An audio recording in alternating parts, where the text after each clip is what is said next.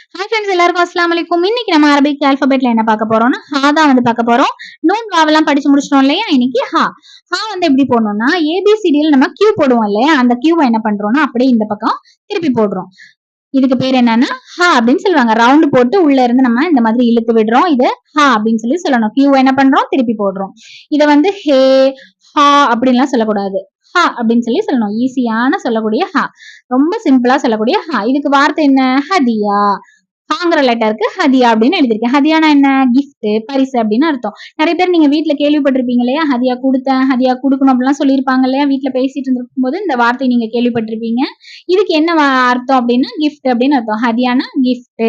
ஹதியானா என்ன? தமிழ்ல பரிசு அப்படின்னு சொல்லி அர்த்தம். புரிஞ்சுதா உங்களுக்கு? ஈஸியா இருக்கா உங்களுக்கு?